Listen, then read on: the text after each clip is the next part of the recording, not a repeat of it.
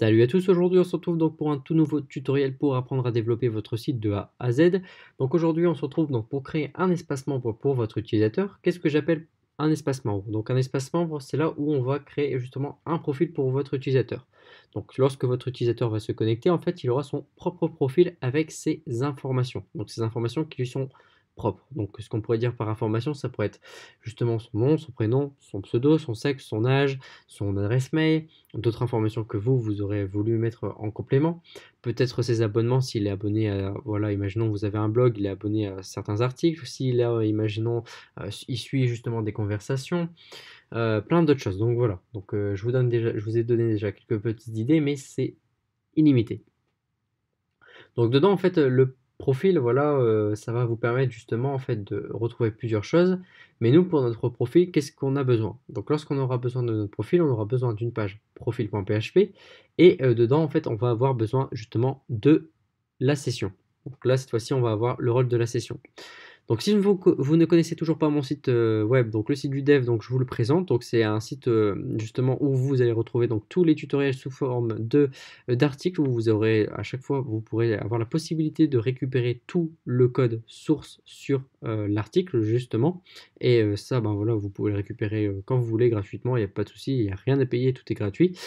Vous pourrez aussi apprendre différents autres langages, donc le CSS, JavaScript, SAS, HTML, MySQL.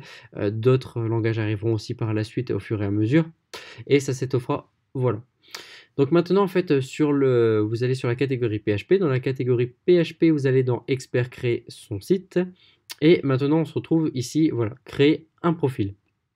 Donc vous cliquez sur créer un profil et ici vous allez retrouver intégralement tout pour créer votre profil. Actuellement, donc voilà, on va créer un espace membre.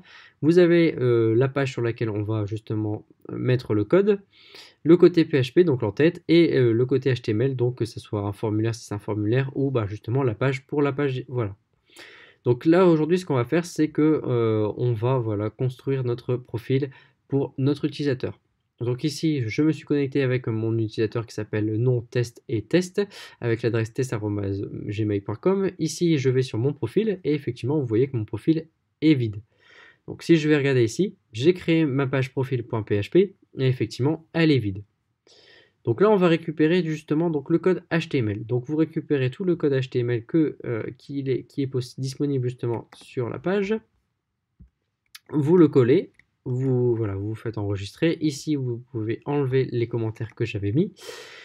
Et ici, maintenant, qu'est-ce qu'on va faire? C'est qu'on va aller justement, voilà, on va revenir en arrière. On va faire ici et on va actualiser. Là, vous voyez écrit, voici le profil de...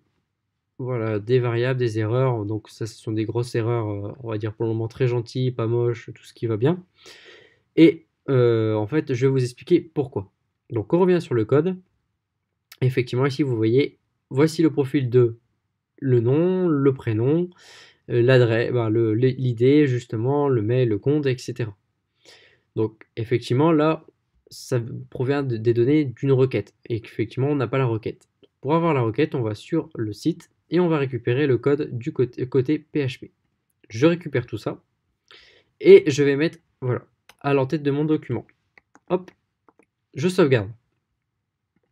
Voilà, ici je vais bien remettre, je vais bien réagencer.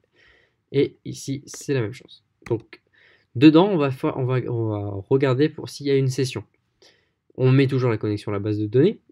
On ne fait que si cette fois-ci il n'y a pas de session, alors on ne va pas sur cette page. Donc là c'est l'inverse par rapport à la page d'inscription et connexion sur lesquelles je vous avais présenté sur les différents, sur les précédents plutôt tutoriels. Donc dedans en fait cette fois-ci ça veut dire que si vous n'avez pas de session, alors vous n'allez pas accéder à cette page, ce qui me paraît totalement logique. Donc dedans ce qu'on va faire c'est qu'on va récupérer du coup l'idée de la session.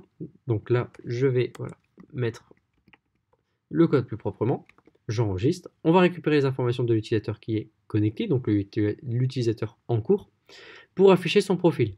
Donc là j'ai mis la variable afficher son profil. Donc je fais ma requête select, je vais sélectionner toutes les informations de la table utilisateur avec son ID, l'ID que je récupère grâce à la session qui a été chargée grâce à la connexion.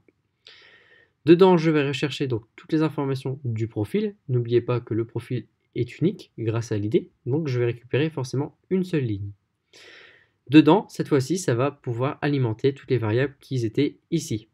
Donc cette fois-ci, on va regarder. Donc ici, par contre, je vais rajouter un E et mettre voilà, un égal.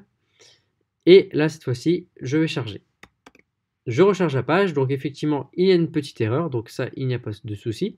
Il manque le point virgule, je remets le point virgule, et je recharge. Donc là, effectivement, vous voyez qu'on a voici le profil de donc, le nom, le prénom. Donc là, c'est vrai que c'est pas trop parlant. Donc si vous voulez, je vais pouvoir mettre ici Dupont et ici à côté Dupont, voilà, Paul, voilà, hop. Et je vais recharger mon profil. Vous voyez Dupont Paul. Effectivement, là, ça recharge instantanément. Pourquoi? Parce que je ne vais pas en fait afficher mes variables de session, je vais juste me dire, bah, j'ai ma variable de session avec l'idée, je vais récupérer le profil complètement. Pourquoi? Parce que ici, en fait, vous savez que vous allez récupérer uniquement et en une fois les informations. Ça veut dire qu'en fait, vous n'allez pas multiplier ou voilà, mettre afficher plusieurs données, c'est une seule fois. Donc, vous pouvez vous permettre de tout afficher grâce en fait à une nouvelle requête, forcément. Donc dedans, vous récupérez donc le nom, le prénom, les informations sur vous, donc votre idée c'est le 1, donc effectivement c'est le 1 dans ma base de données, le mail c'est bien test@gmail.com, votre compte a été créé donc on récupère le 28/02 de 27 à 19h49 et 07, donc ce qui a bien été dans la base de données ici. Et donc voilà, donc là effectivement on a tout récupéré sur le profil. Donc là maintenant en fait vous avez le profil, comment afficher justement un profil simple, vraiment là c'est vraiment basique, c'est vraiment pour vous montrer comment faire. Peut-être par la suite des vidéos, justement des tutoriels, on étoffera ce profil pour vous montrer peut-être plus de choses. Donc voilà, donc j'espère que ce tutoriel justement vous a fait apprendre ce que vous avez besoin pour afficher un profil d'un utilisateur. Donc vous pouvez récupérer bien sûr tout le code qui est sur mon site, bien sûr, évidemment. Et donc voilà, donc n'hésitez pas à lâcher un pouce bleu si ce tutoriel vous a plu. N'hésitez pas aussi à poser des questions en commentaire ou sinon sur mon site aussi. J'y répondrai plus facilement sur mon site qui est voilà, qui est plus apte à justement pour ces questions-là si vous avez des questions plus techniques justement. Donc voilà, sur ce, on se retrouve sur une prochaine vidéo pour la modification du profil. Allez, à plus!